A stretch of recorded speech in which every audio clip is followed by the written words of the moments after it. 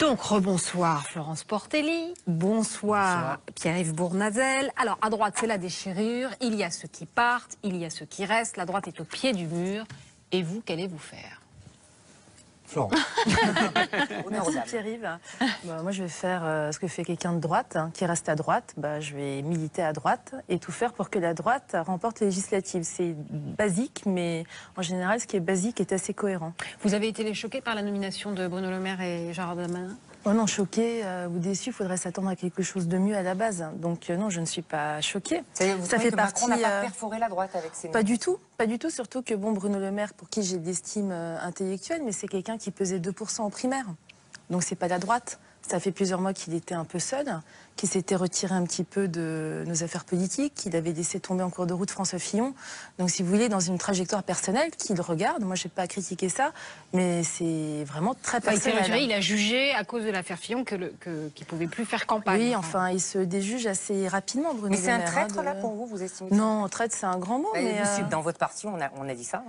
Oui, mais vous me demandez à moi. Ah oui, vous êtes différente. Non, mais en tout cas, pour moi, c'est pas un trait, c'est simplement quelqu'un qui suit sa ligne aujourd'hui, puis qui est finalement dans le reflet de notre société actuelle, je trouve. Moins d'engagement, moins d'idées. Ça m'étonne, enfin, ça me faisait rire quand vous disiez qu'Édouard Philippe regardait l'heure de vérité pour avoir une vocation. À l'époque, quand même, ça volait un peu plus haut. Moi, je vois les choses de manière tout à fait différente. D'abord, je veux dire que cette élection présidentielle, elle était imperdable. Pour la droite. Pour la droite. Et nous avions le président de la République le plus impopulaire de la Ve République, M. Hollande, qui était donc de gauche. Et nous avons perdu parce qu'au fond, depuis des années, je le dis comme élu de la nouvelle génération, et sûrement Florence, même si nous avons des sensibilités différentes, nous n'avons pas rénové la droite, ni sur les idées, ni sur la vision, ni sur la stratégie. Et donc, ce qui nous est arrivé, eh bien, c'est une responsabilité très lourde et très collective, et nos chefs de file en portent une lourde responsabilité. Est-ce que la principale responsabilité, c'était pas de vouloir retirer François Fillon du jeu, finalement? Est-ce que c'était pas... Est-ce que vous n'avez pas cette responsabilité-là, tous les deux? Je crois que non, je crois que je crois que ça vient de loin. Et je crois que quand on ne travaille pas dans l'opposition pendant 5 ans, eh bien, c'est difficile ensuite de gagner. Et ça, je pense qu'un certain nombre de ténors de la droite portent une lourde responsabilité. Maintenant, Emmanuel Macron, il s'est engouffré dans la brèche. Il est aujourd'hui le président de la République. Et moi, je pose la question toute simple. Quand on est de droite, en tout cas libéral, quand on est européen, ça c'est tout le contraire d'Éric Zemmour, quand on est libéral et européen... Déjà, vous mettez des bémols, c'est bien. On ne peut pas être contre la réforme du travail que va prévoir le président de la République, Premier ministre. On ne peut pas être contre la refondation de l'école qui est portée pour relancer l'ascenseur social. On ne peut pas être contre le recrutement de 10 000 fonctionnaires de police et gendarmes supplémentaires. On ne peut pas être contre la moralisation de la vie politique. Et donc, à un moment, moi je le dis, la politique, c'est d'abord l'intérêt général. Et quand on est en convergence de vue, on ne s'oppose pas de manière frontale et stérile. On vous aurait proposé un poste, vous y seriez allé dans le gouvernement Gérald Darmanin? Répondez à ma question. Non, mais c'est pas une question de personne, c'est une question de projet. Moi, je l'ai dit... C'est aussi une question de personne, oui, parce qu'on n'a pas de contrat de gouvernement avec Macron. Donc à partir de là... Non, le gouvernement, c'est sur les idées. Et les convergences d'idées... Et Éric Zemmour va être d'accord avec moi. Ah bon? Il va être d'accord avec moi. Il va être d'accord avec... Moi, je parierais pas très cher, mais bon... Non, mais pas sur le fond. Mais c'est-à-dire que c'est le rassemblement d'hommes et de femmes qui ont la même vision des réformes vitales pour l'avenir du pays. Mais revenons un peu en arrière, c'est le cœur du sujet. Qu'est-ce qui vous sépare fondamentalement? Il n'a pas commencé à gouverner, mais fondamentalement des grandes orientations de Macron. Je vois, non mais j'ai écouté vos camarades de parti, ils ont sorti la CSG. On a l'impression que c'est vraiment la pomme de discorde totale. Qu'est-ce qui vous sépare fondamentalement de Macron? Il y a un problème de fond par rapport à ce que vient de dire Pierre-Yves, même si je tiens à dire quand même qu'à la base on est amis, on est même collègues à la région.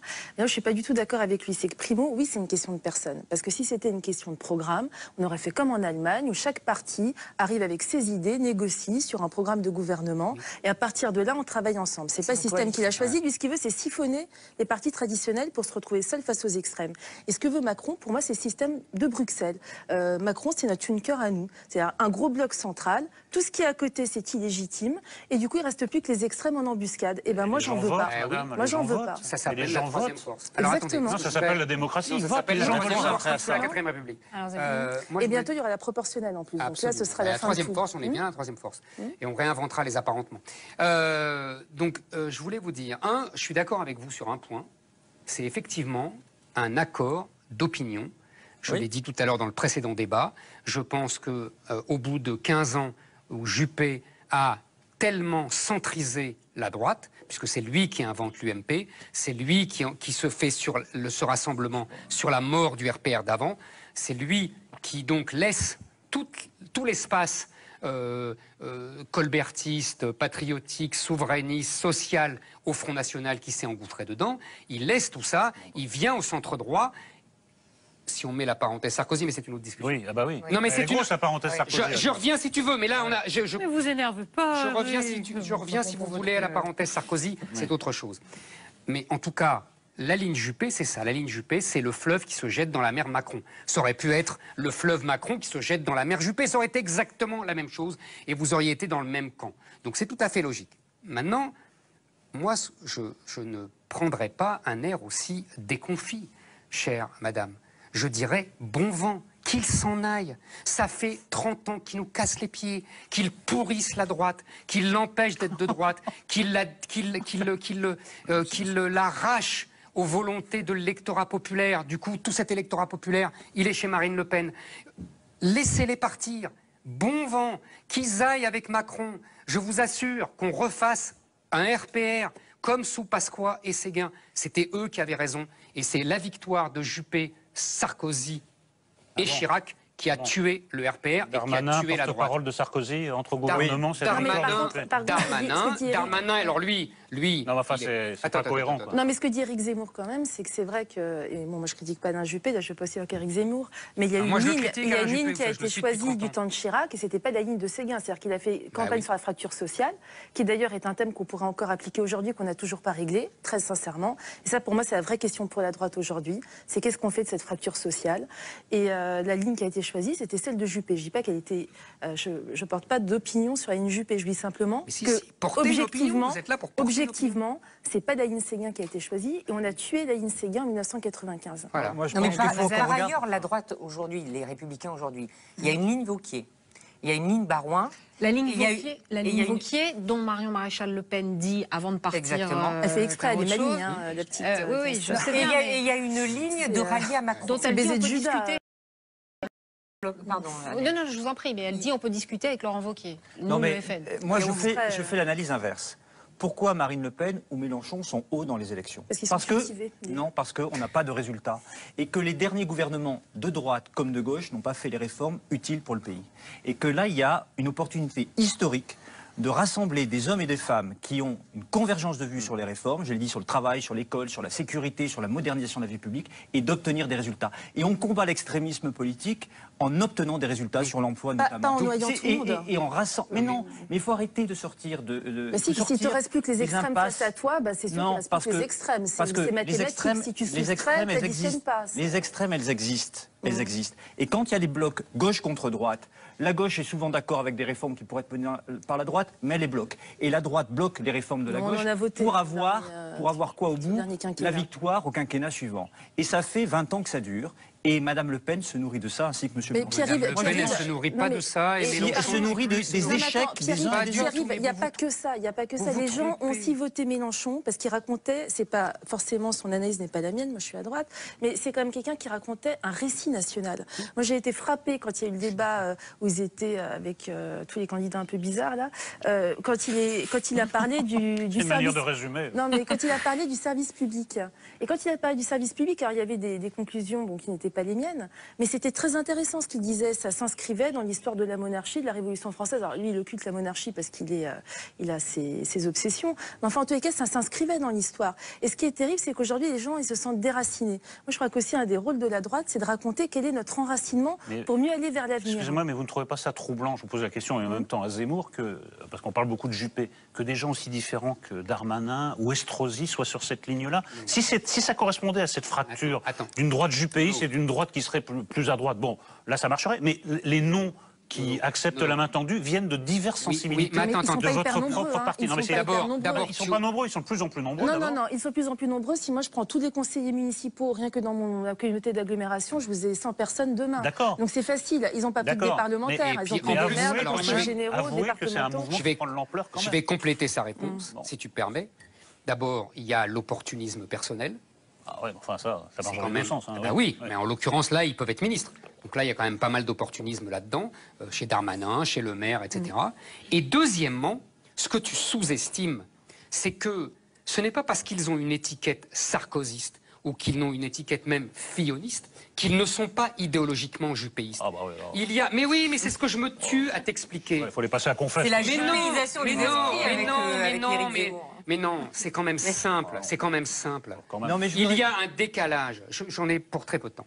Il y a un décalage entre l'électorat de la droite, et les chefs de la droite. Tous chefs confondus. Sarkozy, derrière un discours inspiré de Patrick Buisson, a fait une politique macronesque.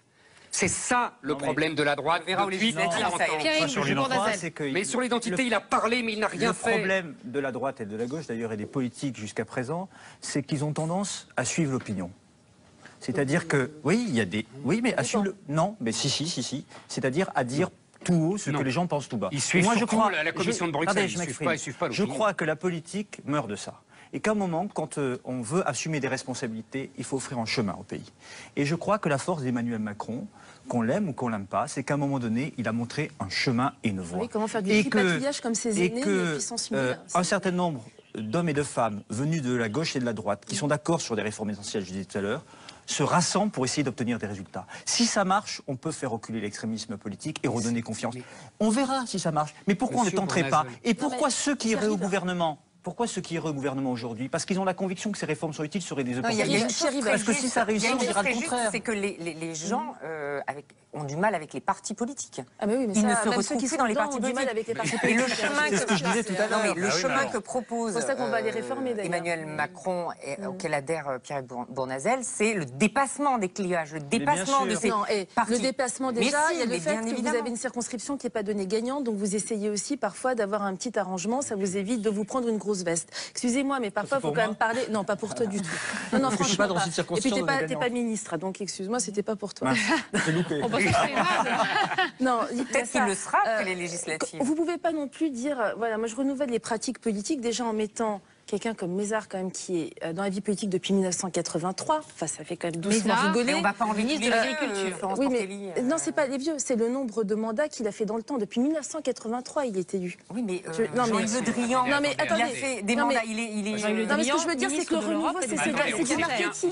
C'est du marketing en ce moment. C'est bien que le renouvellement, c'est bien. Mais c'est du évidemment, c'est du pipeau. Non, mais c'est sûr que vous alliez dire que c'était un gouvernement gadget. Vous ne pouvez pas dire autre chose. Non, c'est pas. Et là, c'est pas que du gouvernement gadget. Mais ce qui est vrai aussi, c'est que vous avez des gens qui vont faire campagne contre les types qu'ils ont soutenus encore la semaine dernière. Si ça, c'est pas de la vieille politique, la vieille tambouille politicienne, mais c'est hyper bien. Je crois tout le contraire. Je crois tout le contraire. Je crois que Bruno Le Maire, il n'a pas soutenu les gens contre lesquels il va.